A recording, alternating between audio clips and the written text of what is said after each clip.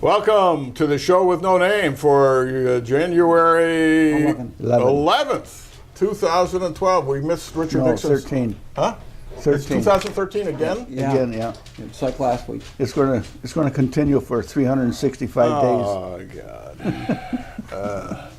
Anyway, you'll see we're back in our Christmas studio at Casa Bob, and you're wondering, 11th of January why we're doing this, and the reason is that ordinarily we keep the decorations up to Epiphany, but Mrs. Going heard Father Medwood say that the Christmas season lasts until the feast of the baptism of Jesus, which is not until this weekend. So we got an extra week out of the tree and the decorations and the stockings hung by the chimney with care and all that. Although we didn't, it's a lot warmer this week, so we didn't put the fire in the fireplace. I know. I felt that was kind of nice slighted all last week, wasn't it? Yeah.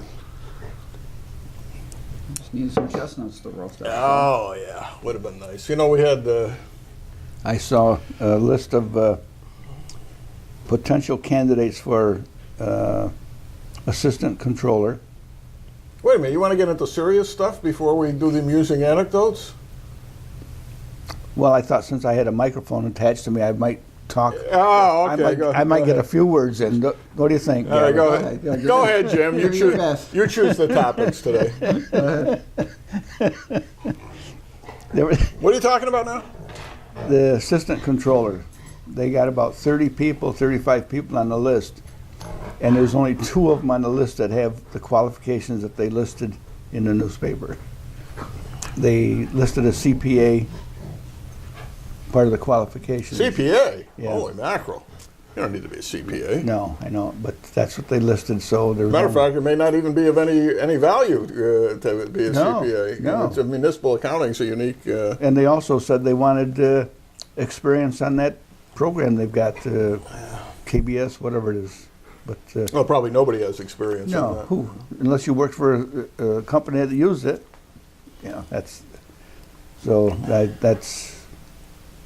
What about the controller position? What are they going to do with that? I don't see how they can do it. This, the person that she wants to appoint moved out of the city. Yeah. Because he doesn't, in my opinion, he doesn't like the city and the way it operates, so he wants his kids to go to a different school district. So he moved out of the city. So in my opinion, that would make him ineligible. Well, there are several points to be made here. Now, One. Now I was the con. He's the pro. So You're done. Well, I keep these guys here because they just kind of feed me stuff, so that I just assume that everyone who watches the show is watching it to see me, and these guys are just like like George Burns saying. So I hear your uncle got in a car accident, Gracie. we're props. That's all. We're props. Go ahead. They're good props. They do their job well. We're worth what we get. That's right. That's right. You probably want an increase in pay now too, both of you. I want to hear the rest of your story. Go ahead. But I was on for more than 5 seconds, so I should get some extra credit. You should. You should. Don't expect anything on the second hour. Well, number one, the mayor has nothing to do with making the appointment. The appointment is strictly the Common Council. The mayor does not even, I don't even think has a veto power over this one, maybe. That is true. Yeah. But do we have anyone on the council who would bring that point up? No. Well, no. No. So the mayor is. That's why I'm bringing it up. Yeah, because I was almost the alderman of the 3rd Ward at one time. Yeah, well, it doesn't make any difference because they have no idea what they're doing on the council. So that's neither here nor there. She's always grabbing power, saying, if you want the job, submit your resumes to me. Yeah. Who is not the appointing authority, but she thinks she is. There are all kinds of things. Number one, my understanding from my sources is that Ron was dead less than 24 hours when Mr. Femister called her and said he wanted the job. Oh, okay. Wow. Which brings to mind the wonderful Abraham Lincoln story. We're faced with a similar situation where someone had died in office. The guy wasn't even cold when somebody came to Lincoln and said, I want his job.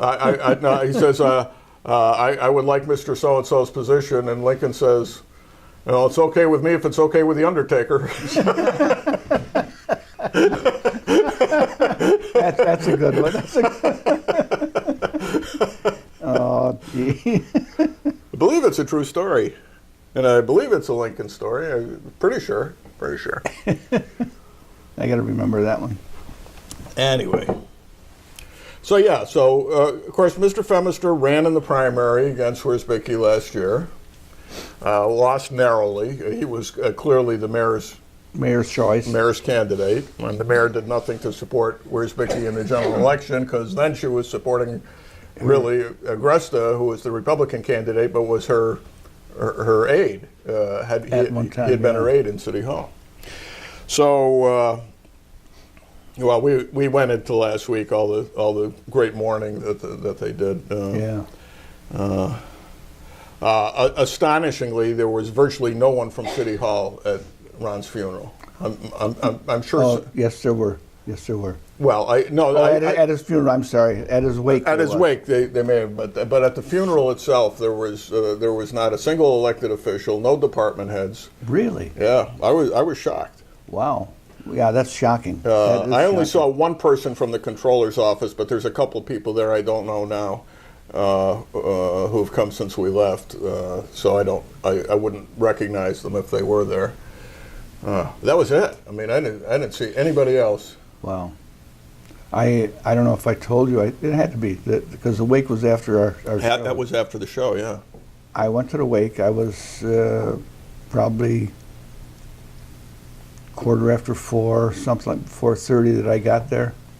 And as I got out of my car, walking to the funeral parlor, the mayor is walking down the street. And I always speak to her. I said, Mayor, and she said, hi, Jim. And around the stairs going into the funeral parlor were all the people from City Hall. Now, to me, it looked like none of them were associating with her, with the mayor. That she had to go in alone and come out alone, and everybody else was waiting, you know. Or maybe she just wouldn't deign or, to. Yeah, one way or the other, but. Yeah.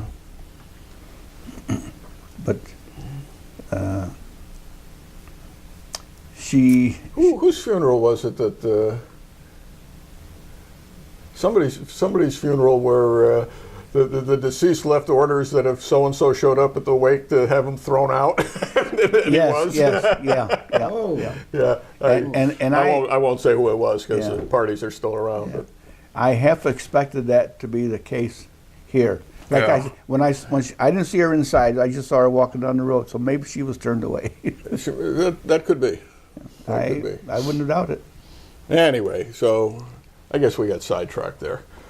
But it's always well to remember Ron anyway. Yes, He was a yeah. good guy. And, He was a good guy, and he did his best with what he had. Jean is a wonderful lady, and I really felt for her. Yes. Yeah.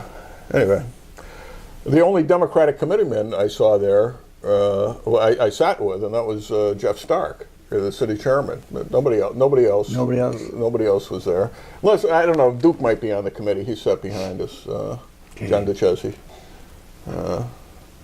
But you know, that shows Ron was doing his job. The phonies didn't feel it necessary to show up. That's right. Yeah. That's usually the case. Oh well. I read the article in the paper about Puritan trying to straighten things out down there, and I think one of the things he said was he was trying to organize the funds or realign the funds. Was that what the paper said? I forgot what it said. Something about the funds. Well, I didn't make much more sense out of the newspaper article than I'm sure Darrell is making sense out of the city's books. I mean, they haven't reconciled 2011 yet. No. And the problem is, I mean, the problem starts with that they've had a tradition of ignoring the budget and just spending money. Mm-hmm. And then sometime in August, traditionally, they make the books balance one way or another by rating the fund balance. Exactly. or by moving stuff around. And it's a horrible way to do business. I don't know anybody else, municipal or otherwise, who does it that way. The overtime issue, which was huge last year, Probably hasn't gotten any better this and year. and they It wasn't huge last year compared to the year before. well, maybe that's what I'm talking about. Maybe I'm losing track of time. Yeah, they had it. There was $1 million, something like Well, that. what happened was that they came before the council and said we need to move funds into the overtime because we've already used our overtime budget. The council said no, and then they just continued spending anyway. Yeah. Which is thoroughly improper, and the controller, whoever it was, and Ron was as guilty as anybody, they continue to pay. No, Ron wasn't guilty. Ron refused to pay some bills that they brought to the council because there was no money in the fund. Right. And he would, and Mr. Dybus would fight with him, and somebody else would fight with him because you've got to pay the bill. He said, but there's no money in that fund. Where are you going to get it from? He said, well, take it out of something else. Well, you can't do that. No, only the Common Council can Yeah. do, or the Budget Review Yeah. Committee can do that. Yeah, he kept asking you, where am I going to get the money from? There's nothing in that fund anymore. All right. And they Right. take it somewhere else. And you know, the county doesn't do that. As bad as the county's books are, that's if there's no money in the account, then you don't pay it don't pay until it. something gets transferred into it. It's common sense. What this government is doing now in the city of Amsterdam is they pass the budget and then they ignore it. And then they ignore it. With some exceptions. They're good department heads. Well, semi-good. Yeah. No, I mean, I know. Rich Liberty was Rich was absolutely every nickel and dime had to be accounted for. If we're making a transfer for $16, we made the transfer as soon as it was needed. Yeah. And Mike Ryba, when he ran the water department, was exactly the same way. Yeah. Which is why I don't mind him counting the collection at St. Mary's. Yeah. But it's a wrong way to do business. So I don't know how they're going to Reconcile the wars. I mean, you can't.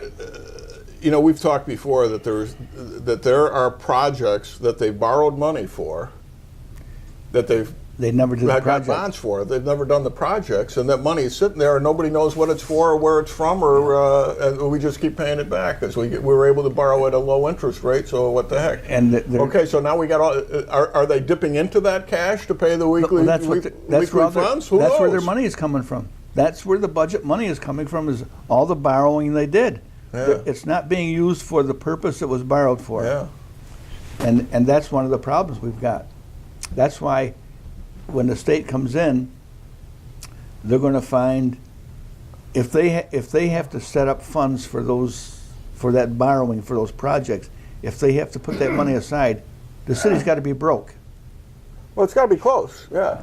If that money is being segregated. Yeah, as it's supposed to be. If they have to segregate it, if the state comes in and said, okay, Except that they carry on their books all the uncollected taxes as an asset. So yes, so in theory, we got all this money but that doesn't exist. No, and never will. And never will. no. Yeah, I mean, every time we do a foreclosure, we actually lose money on the books. Yeah. Even though we've.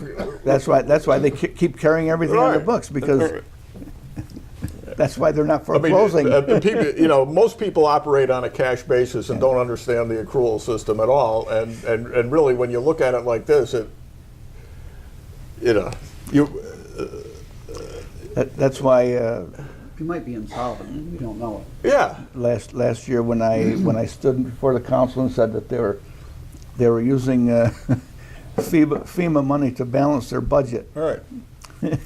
That they hadn't gotten. Yeah, he said, well, And never will. he said, that's revenue. I said, wait a minute. I said, yeah, you can list it as revenue, but not to balance your budget with it. I said, that's for a project. Not when it's supposed to be used to pay something else. So I called Glens Falls, and I said, this is what's going on. And the auditor said, well, yeah, that is revenue. I said, yes, I know it's revenue. I said, but they're putting it in the budget to draw against, to pay bills. Oh, he said, well, that's different. Yeah, I'll say. I'll say. Different, like you can't do that. Yeah.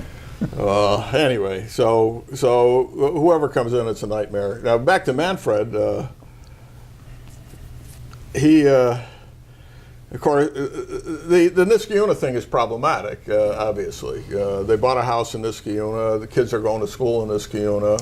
Did they sell the place? No. He still conducts his business out of the Armory. Sotheby's is handling When they have a bed and breakfast booking, somebody, either Somebody he or his shows wife is over there taking care of the breakfast. hotel customers. Yeah, I guess somebody's making breakfast. I don't know. Who makes the breakfast? They probably run down to La Cucina. Yeah, that's right. That's right. Paul, send up a plate of, send up a Hoover Avenue special. Yeah. Yeah. What the heck? Why not? I was thinking about it the other day that I would like to go down to City Hall and go into the assessor's office and see what the Armory is listed as for tax purposes. From what I understand, they're paying well below the assessed value. Well, they're paying well below, I think, what they paid for it, and what they paid for it is less than half of what they got it listed for. So, yeah. I don't know. So what do you pay taxes on? What it's listed for? Well, let's face it. Nobody's going to pay. I mean, they bought it to use as a home and a little business and stuff like that. To be paying taxes on $2 million. Holy God! Yeah, but Joe was paying taxes. Well, on Joe $1 million. wasn't paying on $2 million up there, even though that's what it cost him to build the place. Yeah, but he was paying close to $1 million in tax, or $1 million No. He ended up paying. He was paying like. I mean, it was still a lot. It was like $24,000 a year or something like that. But if you put that even at $1 million, you're talking about $80,000 a year in taxes, something like that. If you put it at $2 million, you're talking about $160,000 in taxes. Holy crap! That's $1 million. They're not getting that many people eating ham and eggs here in the morning. Yeah. So anyway, that's neither here nor there. They're nice people.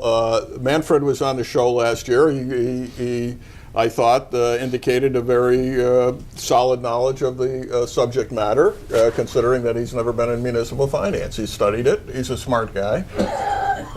And as I said on Facebook, I think he could, I think he can handle the job as well as anybody. Having said that, yeah, right. Okay, I said that up preliminarily. I've got no deep philosophical problems or anything else, or personal problems with the guy. I like that guy, and if he gets the job, I wish him well. But didn't we just go through a preliminary stuff for a local law to eliminate the elected office of controller, and setting up with the argument that the chief financial officer shouldn't be just 18 years old and a citizen of the city of Amsterdam. They should have qualifications. And they set up this whole list of qualifications that they want the chief financial officer to have, right? And he doesn't have them. Instituted by the mayor of the city of Amsterdam, who now says that this is the guy she wants for controller. He has none of the qualifications. As far as I can tell, he has none of the qualifications that she had listed. Right. Okay? He has experience that you might say might qualify, might well qualify, might turn into. To me, those top positions do not require that you need to be able to go in and perform every function of the office yourself. No. The purpose of an administrator is to have people around you who can do those jobs. Who can administer? That's right. Now, Gavin, when you were superintendent of schools, you didn't expect to be able to do the janitor's job or anything else, right? I mean, you knew how to teach because you'd been a teacher, but that doesn't mean that necessarily that being a great teacher means you're going to be a great superintendent, or being a great superintendent means you would be a great teacher. I ran it. But you sure want, if you're the superintendent, you want to be able to hire people who can do that job and have a secretary in the office who knows how to file all these reports. And they're really the most important thing. Oh my God. Oh my God. Better your secretary. I've had about 10 secretaries in my career since I've been on. I've been on my own. And I ran a department that had. You can't have it. You can't live without them. My department, I had like a foreman, and I had probably 30 workers. And if my foreman was going to be off, I would shut the place down because I couldn't run it. Yeah. I could not run it. This guy saved my bacon so many times. I think he only took one day off in 3 years that I was there. When and he knew how important it was. Yes, he did. Yeah. He did, and I could not have run the department without him. Right. And the workers. He ran the workers. He told them what to do. He showed them how to do it. And I sat back and got all the credit. Yeah, the most important person in the controller's office is the deputy controller, the person you want to have the qualifications to do this, and the training and the experience and all that. Yes. And that's how you can have elected officials who have a broad vision of what needs to be done, but to let the details be conducted by the people with the skills to do the details, and to be able to recognize the skills in other people. Yeah. If Manfred had won the election, would he have been allowed to move outside the city while he's holding that office? No. However, he's in one of those little limbo situations here. I'm sure he's still registered to vote at the Armory, that they keep that as their official residence. But I don't know what they're telling Niskayuna. But then you don't have to exclusively have your exclusive home, as long as your children are living there, it doesn't matter. If he uses this as his home, then he has to pay tuition down there. No, not necessarily, because he does own a home in Niskayuna.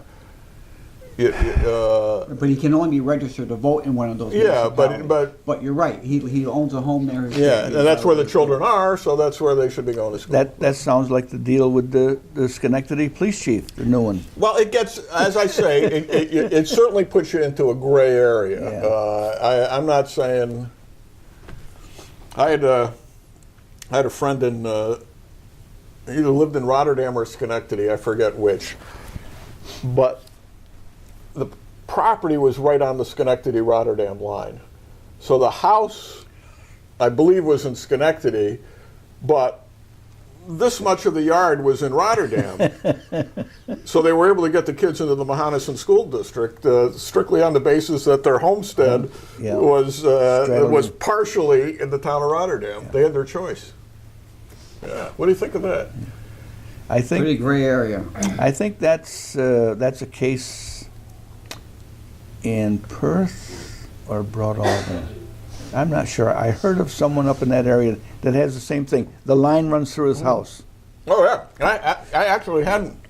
There was a guy who lived in Gloversville, and the property line literally ran right through the middle of the house. John Battisti and Tom Battisti, their home where they grew up. Well, that's right. That's right. Their kitchen up on Jonathan Lane. Yeah, their kitchen was in Hageman. The rest of the house was there, so if they had a fire, they had to have 2 fire departments come, so they could only do half the house. That's what they were always afraid of.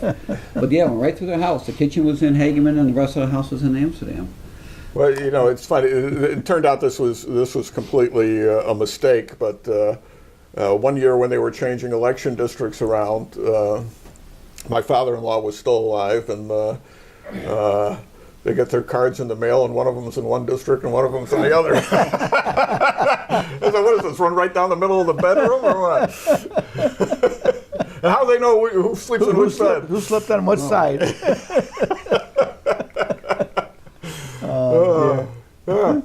It'll be interesting to see what happens to that position down well, there. It's not, wow, when Dybus came out swinging on that. Yeah. Now here's an interesting thing. Now, Dave, who's the biggest critic of Ron Wersbicky aside from the mayor? He's the man. It was Dave Dybus, He's right? the man. Dave Dybus knows what needs to be done. He says he keeps telling everybody, right? But he won't volunteer to do it. Not only will he not volunteer to do it, he's offered the position. And he won't take it. And he won't take it. won't It take it. pays more than 5 times what or 10 times what he's making as alderman. Supposedly he knows everything about it. Yeah. But give me a break. I mean, well, Yeah. So I think he's I'm beginning to think he was. he's one of the biggest phonies there, in my opinion. All right. So I'm inclined to Agree with me. agree with you based on this most recent thing. I mean, why not? I mean, really, if he knows all this stuff, it's his for the asking. They will hand him the position. Yep. No. Him and the corporation council come up with the budget. Yeah. They submitted the budget to Ron, and Ron made a couple changes, and was it. they took him over to Coles for it. Wow. Now I understand. Well. Continue. We're still on camera. I'm trying to think whether it's time to segue into this or whether there's more to say about the controller stuff. But Try your segue. We'll tell you. If let's you're try right. the segue. If we have to get back, we'll get back. And what the heck? You know, it's our show. That's fine. Nobody has to watch it.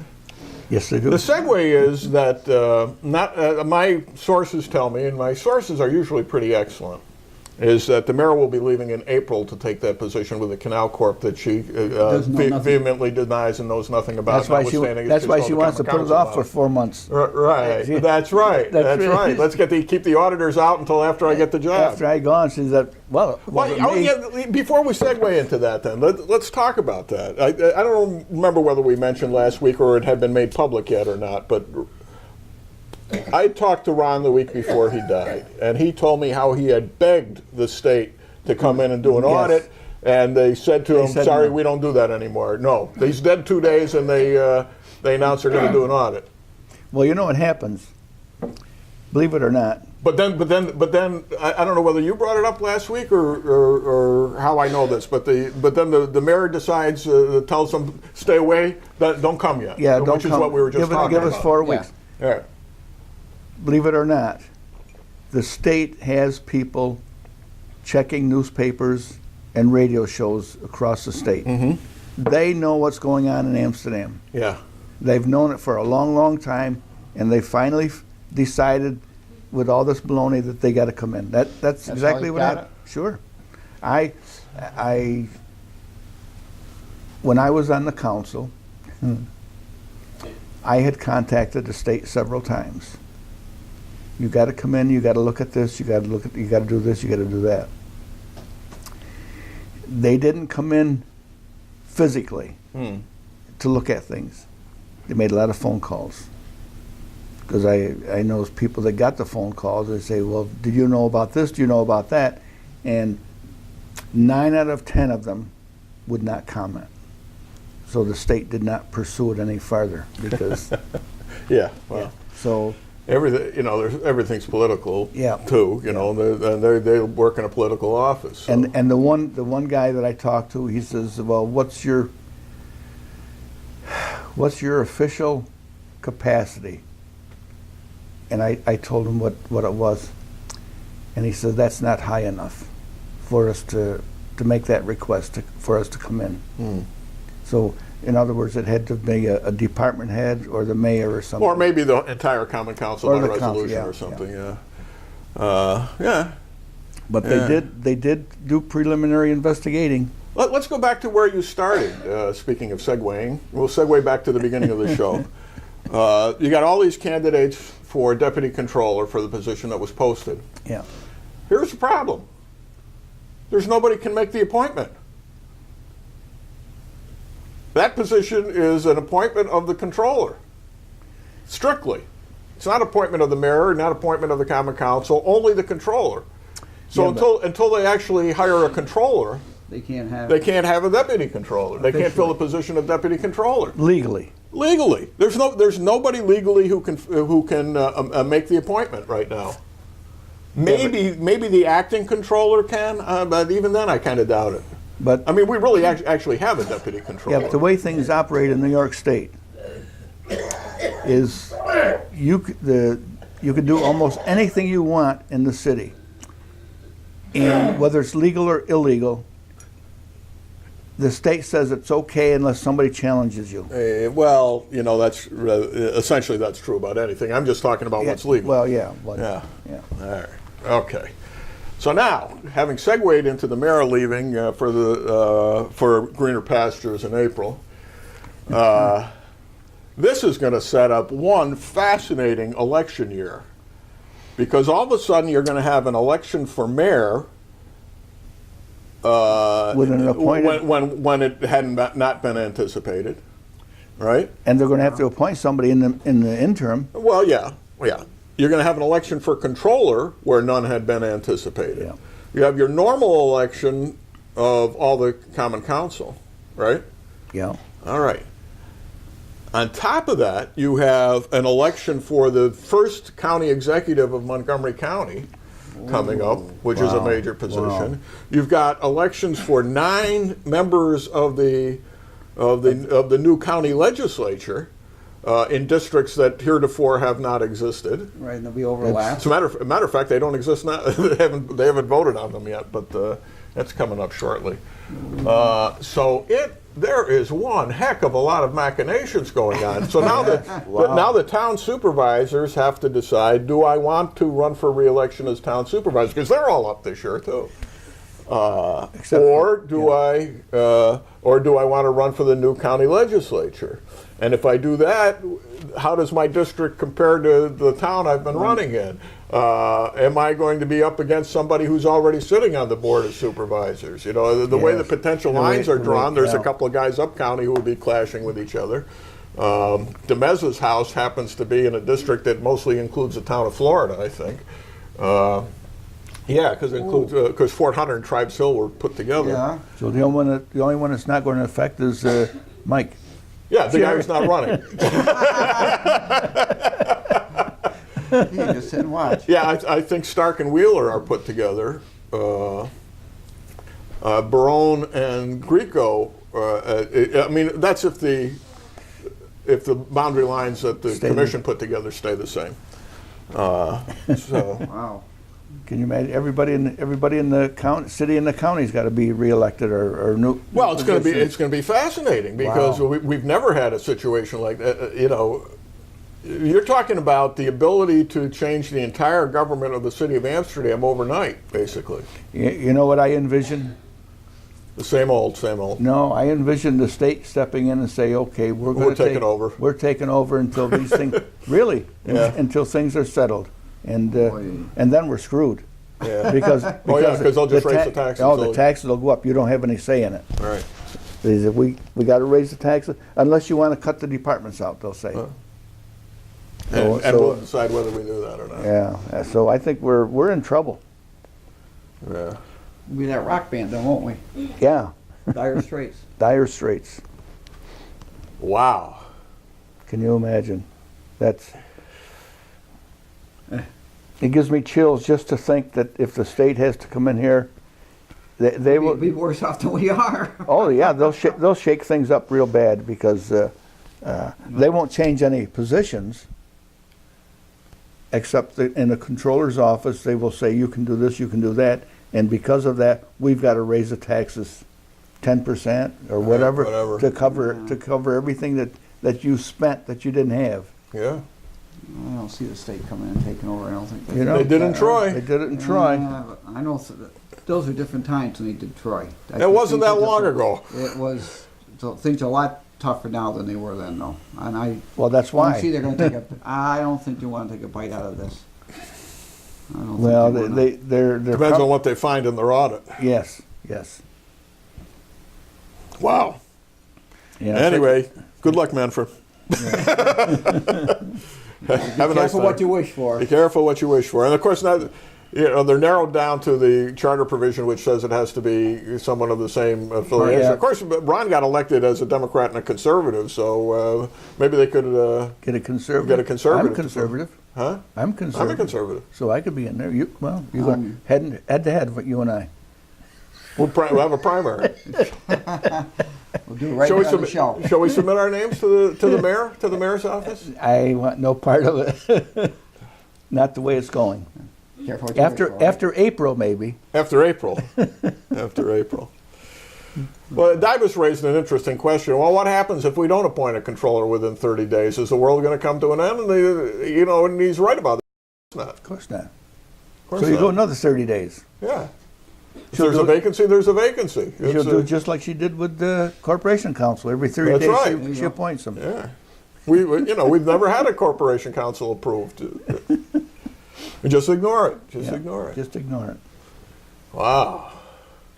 So let's segue into Let's see, Well, April. another little issue with That's 4 Her months. Majesty That's- the that's- Mayor. That's 2 months, 2.5 months. What's that? You said April. That's the story I heard. All right. What's the other thing? Well, I get, on Facebook, I get a notice from the mayor that she's soliciting proposals for teachers for her art center down on East Main Street, and that salaries will be negotiated after we decide whether we're going to have your course and how you're going to do it. And Is she part of the commission down there, the foundation? well, I think she appointed the entire foundation. Yeah, well, so that means she has nothing to do with it. Well, time out. Who has anything to do with anything? Number one, she appoints this commission, which turns itself into a foundation, which is occupying the space down there formerly occupied by St. Mary's Hospital, conducting operations out of there, with the city paying for the lights and everything carpets, else. and the new carpets. And that's the next thing. She takes out of the custodian's budget. She takes money to put a new carpet in this building. The Common Council has never approved Nope. leasing that property to the know- foundation or anybody else. You know what? If She's she, operating if- completely outside the budget. if she bought this carpet, if she ordered the carpet and bought it, the council can make her pay for it out of her pocket. Yeah, but they haven't even objected to her doing what she's doing, which is taking city property that they have not included in their budget any place, and then just taking responsibility for See, it that's, and letting her do whatever she wants with it. And I say this regardless of whether you think this is a good idea or a bad That's idea, beside what the she's point. doing. It is not her job And to be the sole arbiter of what's done with city property. And I understand, I'm not positive, I understand city workers are down there taking all the playground equipment out and making a parking lot in the back of the building. So it's no longer a city park? No, it's going to be a parking lot. Where's the people going to that place? Where are they going to park? There's already a parking lot there. The playground takes up even more space. There's already a parking lot there. There were a lot of people working there, coming and going.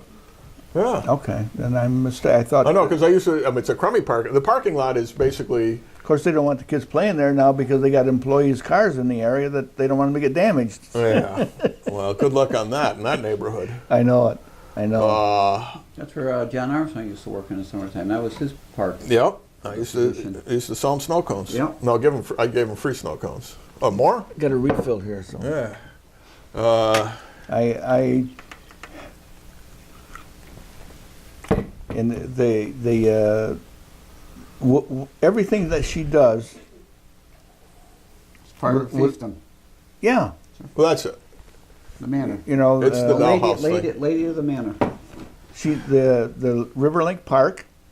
The guy pays $300 a year for that thing. We pay everything. The city Right. pays for everything, and he gets the benefits. He's got the tent, the laundry. I don't understand the thinking of the council. Don't they have any common sense? No. They don't care. They got Shuttleworth Park. They're going to put $100,000 into the infield for Union College. The Mohawks have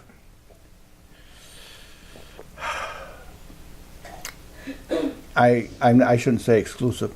The Mohawks have they're leasing that park from the city. Am I right? Am I correct? Well, That's a good question because at some point Jerry decided that the contract that we had with them was no longer valid. Oh, really? Yeah, so I think that's now in limbo as well. And of course, the Mohawks don't want to rock the boat. No, because they're getting the benefit of an Well, they're infield. getting the benefit. Yeah. But Now I don't. I hope the city is not paying for the Union infield. College is going to end up paying I think for that. I think Union The College is infield? paying for it. Yeah. No. The first year they're paying $3,000. Yeah. The fourth year they're paying $7,000. They're only paying for 3 years, Okay. and it doesn't amount to $100,000. It amounts like not even $30,000. And that's Interesting. they're saying because they don't have to pay a groundskeeper to cut the infield, they're going to save $7,000 a year.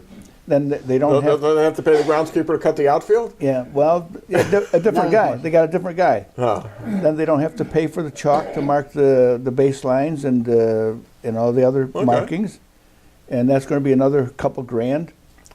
And Well, they're going to be permanent base markings with this infield? must be. The team puts their own lines down up there. Well, Yeah. this is one of the things that he had on his sheet that listed that what they were going to save, and I said, so boy, if you believe all this stuff, you really got to have rocks in your head. If you really think they're saving that, yeah. Yeah. Besides which, the city's not spending that money to begin with.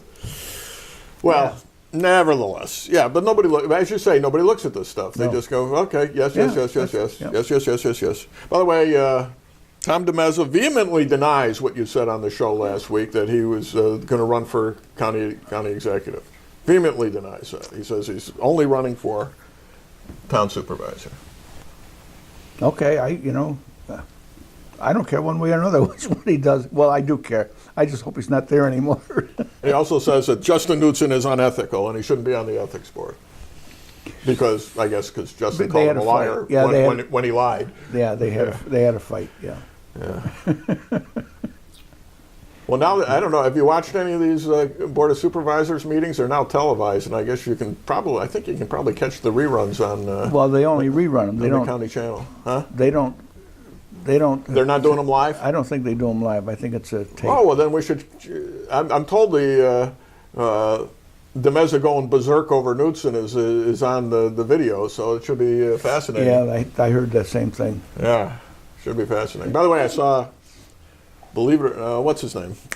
The Fifth Ward supervisor. Michael Chair. Michael Chiara. You almost I forgot heard his him. name. You forgot about him. He was on the radio the other day. On the what? On the radio, he called the radio He called the station. radio station because somebody had called and they wanted to know where their tax bill was and how come they hadn't got it. Usually they get it very quickly. And Michael called in and explained that because something or other, They had a something, and that's kind of like you said, something or other and something or other. They're going to be going out today, so people should have them this weekend. The tax bills. And he said that you should get an extra 30 days to pay it. Yeah, ordinarily they're due at the end of January, the first Yeah. quarter. Yeah. But he said there would be Huh, 30 I hadn't days even in thought time. about that. Haven't missed it either. I said, did mine get lost? Did mine get lost? Because I don't want to pay the $2 penalty. Yeah, but he called in and talked. I actually heard him. I don't even know how they put a budget together when they still don't know what's in that trust fund. Well, that was one of the things he said. One of the reasons it hadn't gone out on time because of the change of the trust fund and this and that and the other thing. Well, Which is what he that said. was one of the reasons why they didn't want Puritan to check the city's books, because he's the auditor for the trust fund, and now he's Well, actually, that's a good thing because he's finding one of the things he's supposed to be doing up in Fonda is trying to figure out how much of that money belongs to the city. yeah. Which I don't think we carry on the books at all. They probably don't even know it's up there. Probably not. Well, they know it's there, but they didn't know it until somebody told Yeah, them. yeah. Oops. That's another $1 million for you. What? How much did they have up there? $1 million or? Oh no, or they $3 got million? over two. Over two? Over two. That's mostly unaccounted for. The only question is, who does it belong to? No paper trail. I think I'll call them, say it's part of it's mine. Anyway. It's I want to get off on a little different track, because in the second hour there is kind of a major issue I want to talk about. But this is kind of unfinished business. From a couple of weeks ago, I forget, Jim, whether you were there or not, but it was our Christmas show. Actually, it's 3 weeks ago we did our Christmas show. You weren't here. I wasn't here. And one of the things I did was read some stuff from the Notre Dame Christmas album that Peter and Mary Alice Montanero's daughter had put together with a bunch of other Notre Dame alumni in preparation for the big Alabama game. Well, as we know, the game did not come quite out, what we Notre Dame fans wanted it to be.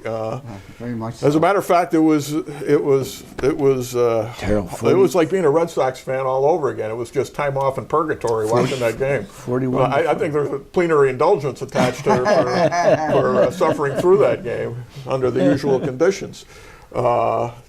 It was terrible. And you know, it's not that they played bad. It's just that Alabama could have beat any number of NFL teams that day. That particular day, yeah. They are that good. They really are that good. You know, that was awesome. After the game, they were saying, you know, what it really came down to is just the pure quality of the athleticism and the ability of the players in Alabama. It's just disappeared anything that Notre Dame had. It didn't come down to the coach.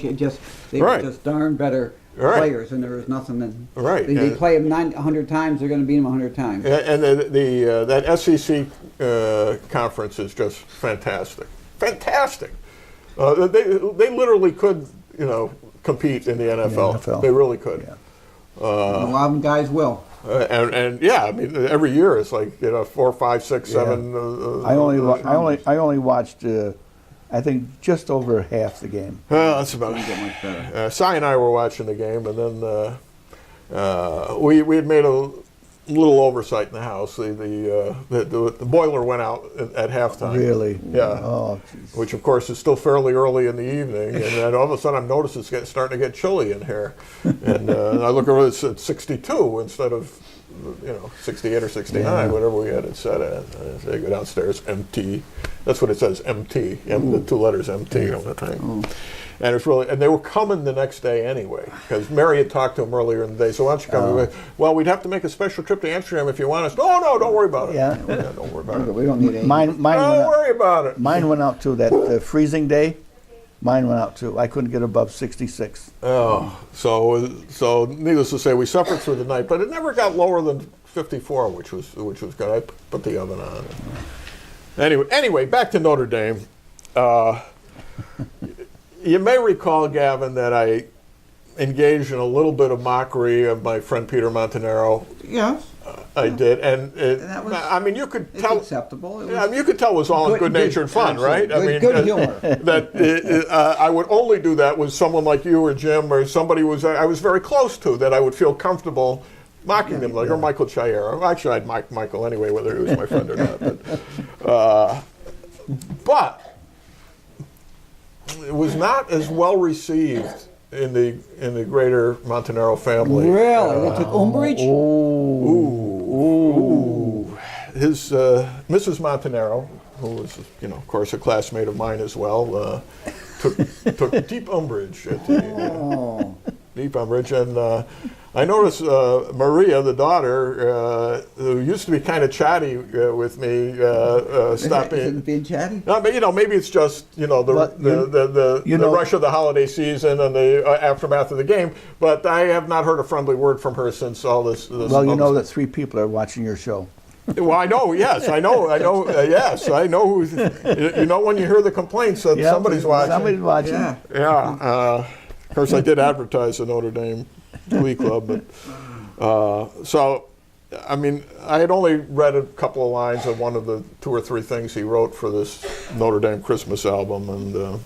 But it wasn't just mocking. You were very supportive. You thought it was a great piece of literature that they had created. It was, and I just kind of made fun of Peter because that's what friends do. But having said that, they are my dear friends. I mean, I got to tell you, in all honesty, I can't think of a couple in the world that I would rather spend time with on a moment's notice than those 2. Okay, yeah. I mean that's how strongly I feel about them, how my affection is. So Peter, Mary Alice, Maria, Brian, all the kids, the grandchildren, the friends, relatives, and everyone else who might have been offended. I'm sorry. Please forgive me. I was just being jealous. And so, With that, with that, I'm just going to read one of Peter's compositions, like we used to do in Sister Maria Christina's creative writing class. Was he in that class? Maybe not. I know we were in her English class together because it's legendary. Anyway, so this, instead of just reading a couple, I'm going to read the whole thing, and because this really is a masterful piece of work, and my deep affection for Peter and the family, I think it deserves repetition. 'Twas the night before Christmas, and all around the dome, the team was practicing hard. They weren't going home. A date with Alabama was pending. A championship was to be had. And D was the underdog, so the boys were quite mad.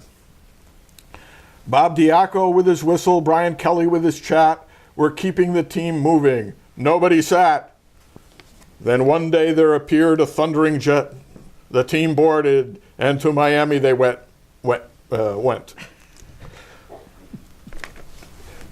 On the eve of the bowl, they had a team dinner. They were one big family, and they felt like a winner.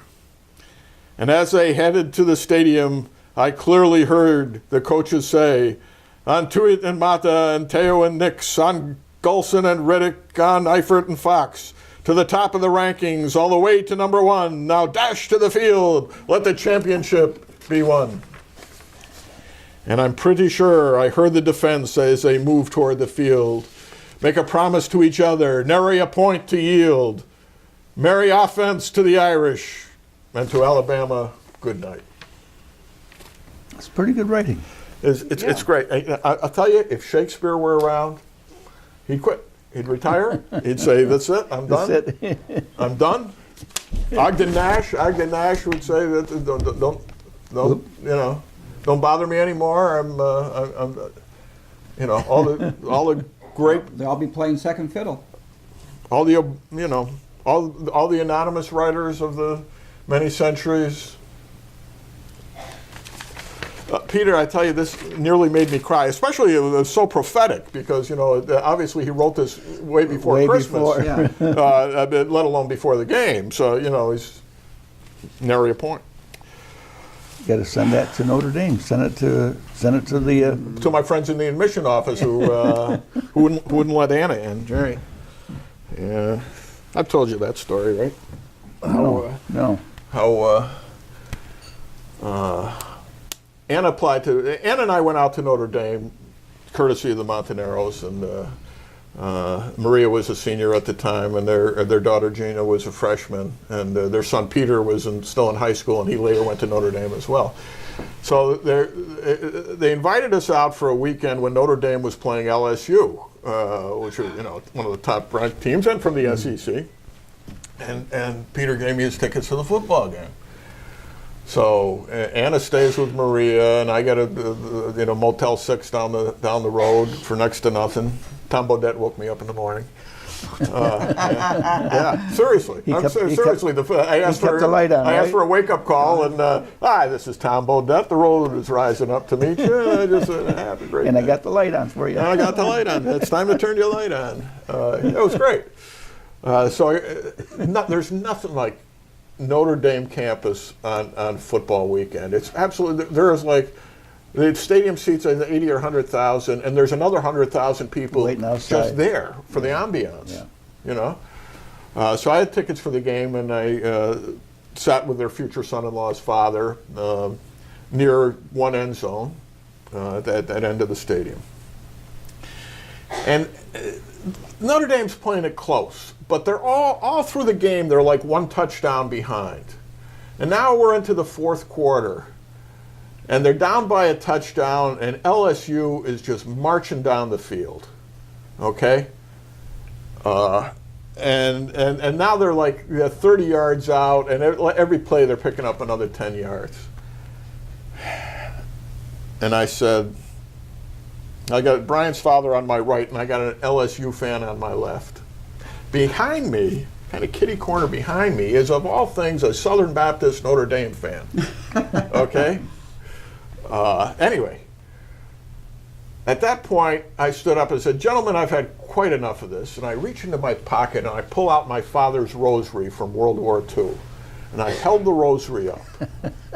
The next play, Notre Dame knocks them back about 15 yards. Okay? They all kind of look at me, and the LSU guy says, you know, that's not fair. That's not fair what you're doing. So next play, I hold it up again, right? I'm not making any of this up. This is an absolutely true story. Interception on the 2-yard line. The Notre Dame defensive guy runs all the way up the field and drops it into the end zone right in front of us. And now they're down by 1 point. So the game completely turned around on 2 plays with my rosary.